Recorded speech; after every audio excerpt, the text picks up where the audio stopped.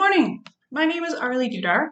I am a doula practicum student at College of the Rockies here in Cranbrook, BC. And this is part one of a six-part series of videos talking about doulas, birth doulas to be specific, because there can be birth or death doulas, which is another fun topic I might get into later. But for now, we're going to be talking about birth doulas. And I'm going to cover several topics along the way. Today, I'm just going to cover what a doula is. So, a lot of people have these conceptions about doulas that, a lot of people don't even know what they are. But I will start with a frank explanation. Doula comes from the Greek word for servant, and it basically translates to a woman serving another woman giving birth. And that is exactly what a doula is. And the doula helps with psychological support and emotional support and advocacy for the laboring woman. The doula can help provide information to her client. She can, provide analgesics, like non-pharmacological analgesics and different pain management methods.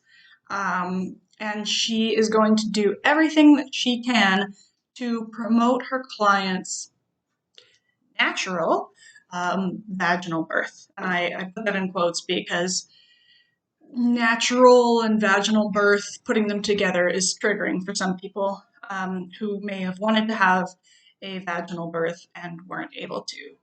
From now on, I'll just use vaginal birth. So there are several things that a doula can do, and I will launch into how a doula and a midwife are different, because people say, well, isn't that just, a midwife? Doesn't a midwife do that? And I say, yeah, a midwife does help with psychological support and emotional support, and, is in the best interest of the client. However, the basic distinction that is in super layman's terms is that midwives help with everything below the waist and doulas help with everything above the waist. So the doula is in a clinical picture, if you can imagine it. There's the laboring woman, and the doula is at the laboring woman's head, holding her hand and saying, "You can do it. You're doing great." And the midwife is down at the woman's belly, and she is also encouraging. She's saying, "Yeah, you're doing fantastically. You're almost fully dilated, and we're gonna get this baby out." So that is like a super layman's distinction about how a midwife and a doula differ. To clarify further, doulas have no medical experience or expertise. But they do in other ways. Like for me, I am also a practical nurse. I work at the hospital here in Cranbrook. But not every doula will have that medical experience. Further, a doula is not expected to work in a medical role. So a doula will never, should never, take a woman's vital signs. A doula should never give her medications. A doula should never look at a woman's blood work and say, "Oh, well, this is obviously what's going on." Out of medical curiosity, I really like to look at blood work, but I would not if I were working as a doula, because within my role that way, I know what I can and cannot do. So my role as a doula is advocacy. So I am the consistent person that is staying with the woman through shift changes, through day and night. I am there. And I am advocating for the woman when, the doctor may come in and say, I think we need to induce, or I think we're looking at a C-section. And while the doctor has the medical expertise, it is overwhelming to be in a hospital as a patient. And when a doctor comes up to you and says, "This is what we need to do," there is no discussing. There's very rarely discussing of what needs to happen. Um, Only when, a person is in surgery, and even then, they talk about the surgery in a very positive way. And a lot of the time, the negative aspects of surgery or the after effects of it are sort of brushed over. So a doula can be there to help inform. Um, that being said, the relationship between the medical team and the doula can sometimes be quite tense because a doula may pretend like she knows more. A doula may, or maybe she thinks she does know more. I say she because most doulas are female. There are male doulas, though. I'm sorry, male doulas. Um, but I'm going to use she. So the relationship between the doula and the medical team can be tense because she thinks she knows more, or she, says, "Well, we don't want to do that procedure because it has so many negative side effects." Well, maybe it does, but when it comes to the health and safety of the mother and the child, and the best interest of the mother and the child, the the medical team is going to push for some things. And in that way, at that point, the doula's role is to say to the mother, "Look, this is what they're suggesting. These are the general side effects. This is what will happen if we do. This is what will happen if we don't." Um, so I wanted to bring that up. Um, and my goal as both a practical nurse and an aspiring doula is to mend that gap, to marry that relationship between the doula, the non-medical doula, and the medical team, including the obstetrician, the midwife, the anesthetist, the midwife. Did I say midwife? Anyway. Um,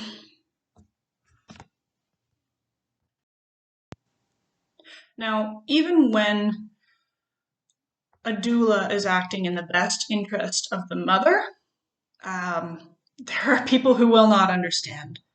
And there are people who are going to think that is whack. As an example, and I hate to use this example, but it is pertinent. I was at work the other day on the medical unit at the hospital, and we were talking about doulas because I'm very excited. And my coworker said, "I don't even know what a doula is." She says, "I worked on the maternity unit one time, and I walked into this woman's room, and there was this African American woman dancing behind the woman's bed, and she did this like very wibbly wobbly dance that I'm not going to try to do." Um, and she said it was really weird, and I got out of that room as fast as I could. And that is as far as I know what a doula is, which is really sad because doulas are not all, um, we don't all wear flower crowns, and we don't eat roots in the woods for dinner, and we don't all do dances. Um, if a person is of a particular culture that may not be the culture that they are steeped in, the culture of the hospital, let's say, then it is important for that laboring mother, it may be important to have a doula that is of the same culture. So a doula who practices, Buddhism, or who practices traditional Chinese medicine, or who, say, is a devout Catholic, um, may be, better suited with particular clients. And particular clients may want someone who is of their faith or of their culture because it helps them feel at home, because it is one of the most vulnerable times of a woman's life. There's like your wedding day, which is all happy, and then there's the day that your child is born, which is just, it's such a emotionally heavy, powerfully charged day. So a woman is going to want someone who understands that and who understands the significance not only in a biological, like, yeah, you had a baby way, but also in a way that aligns with her faith or her um, spirituality or her culture. So when someone is choosing their doula, keep that in mind, that having somebody of one's culture or spirituality uh, is pretty significant because it, as I said, it's very, very charged. So I just wanted to touch on that. Um, and there is, this, as I said, this idea that, we all have, all the doulas are hippies, for lack of a better word. I'm very sorry. Um, but we are not. There are a lot of really practical doulas out there, and my goal as a doula would be to provide practical information and not advice, but practical guidance, um, while completely respecting the pregnant woman's desires and ideas, but also ensuring that she is as fully informed as I can possibly get. So, um, that being said, a lot of people will say, well, if that's what a doula is, why would I have a doula when I have a partner in the room? Like, my partner is going to help me. Yeah, your partner is. Let's say your partner's name is Jim. Um, so, you've been there for 8 hours. Jim's been with you the entire time. He hasn't peed, he hasn't eaten. You've both run out of water. You ring the call bell, but say you're at the hospital. You ring the call bell, but the nurse can't bring you any water. She's super busy. And Jim is now getting a little hangry. He's getting anxious because he hasn't eaten and he's looking at the heart monitor thinking, oh my God, is that too fast? Is that too slow? I don't know. Oh, don't move around. Are you in pain? What can I get you to help you with pain? I don't know. He's feeling a little useless. He's feeling a little bit anxious and irritable at the same time. He's maybe having a little bit of impatience, like way down there underneath those other emotions. And he really wants to support you. He loves you so much. But he may not have all the knowledge to be able to do that. Furthermore, you may want somebody there who is somewhat neutral, who you're not married to, and you don't have to share a bathroom with, and you don't have to share a bed with, and you want somebody there who is knowledgeable, perhaps more knowledgeable than Jim is, because although Jim and you took that Lamaze class, he lacks all the rest of the education, let's say, or the experience that a doula has. So a doula can help with advocating for you when she sees it's necessary. She can help with certain pain management techniques and say, let's try a hot pack. Let's try a cold pack. I'm going to try a little bit of massage. Furthermore, she can direct Jim, your loving husband, and say, Jim, I need you to go have a pee. I need you to go get something to eat. And then when you come back, I will direct you. And I'm gonna give you a task. And he'll say, great. And he'll go do his thing. He'll be refreshed so that when he comes back, his vibration is going to be a little bit more grounded. I said vibration, and I recognize that that's a little bit woo-woo, and I'm sorry. But he will be happy to be directed by the doula, who says, I need you to massage her feet right now. Or, you know what, we've tried all these different pain management techniques. We can revisit them, or we can, try something else. Or we can revisit your birth plan, which we'll talk about birth plans in another episode, mental note. Um, because the doula can help keep the woman on track that way and say, this is what you wanted, this is what we're gonna, this is what we've tried. Do you want to deviate from that? She can have make work projects for Jim, the loving husband.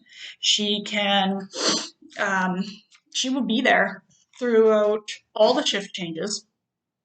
She will be there more than, 12 hours. If your labor is, say, if you're laboring for 20 hours, she's going to be there throughout every shift change, and she's going to be in the room with you, providing exactly what you need.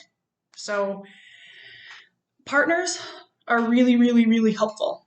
And actually, they can be a part of the team. They can work together with the doula and the laboring woman and the midwife and the obstetrician and potentially the anesthetist if they're there, to make this birth, this labor and this birth, as beautiful and smooth as it can possibly be. So even though you may have a wonderful partner, consider having somebody else there, whether it is a trained doula or whether it is somebody else who,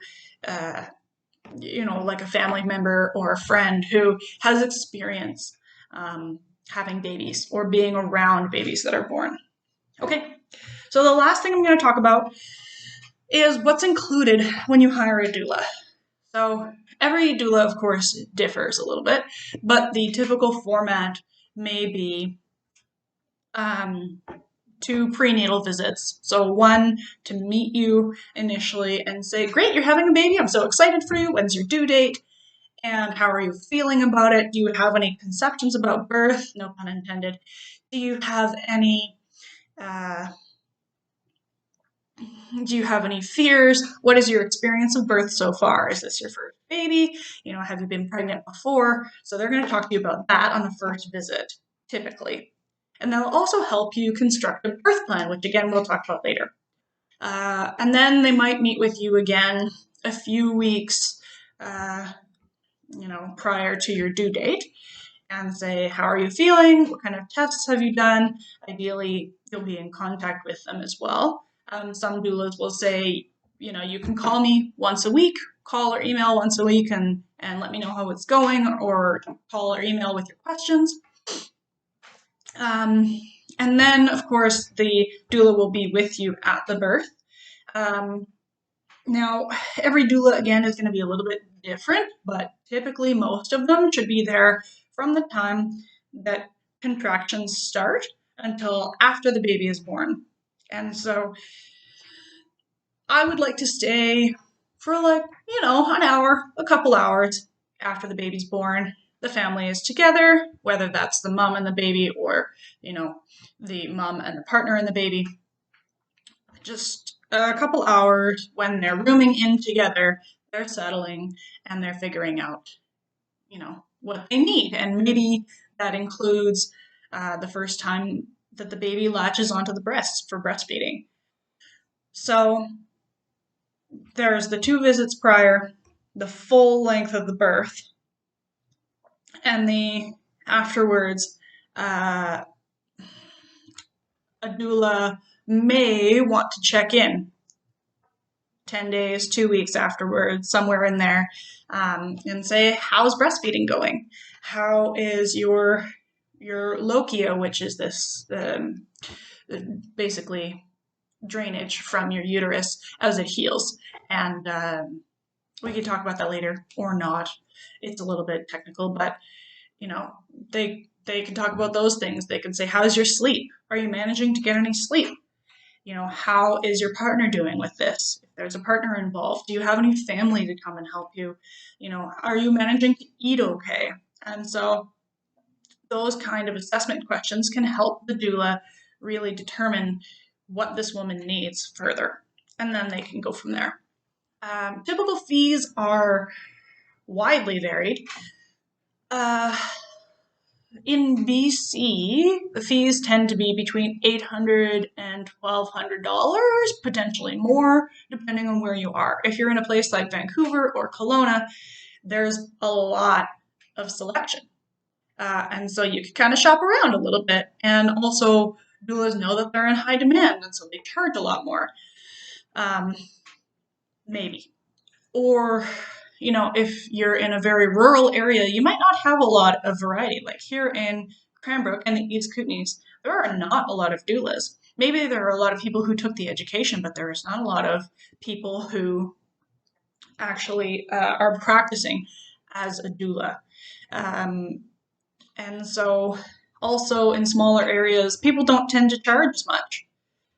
So they may say, yeah, like $500, for the whole thing, from the first visit to that postpartum visit. Everything included, $500.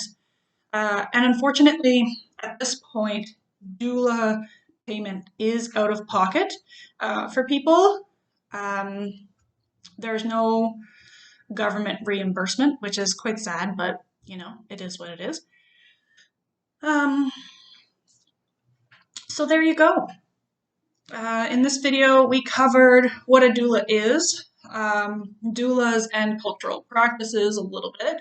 We covered why have a doula, how a doula is different than a midwife, and we also talked about when you hire a doula, what's included.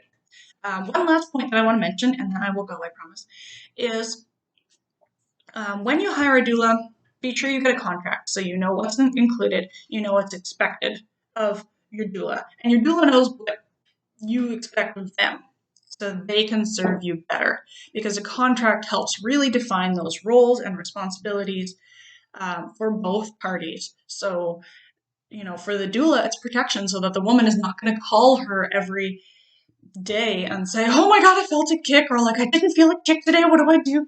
There are other people in the birth team for that, for one thing. And for another thing, doulas are people too, they have lives. So if you hire a doula, keep that in mind, get a contract, something that outlines your roles and responsibilities. Okay, we will see you next time on video number 2. We are going to talk about, what are we going to talk about next time? We're going to talk about pain control. Next time.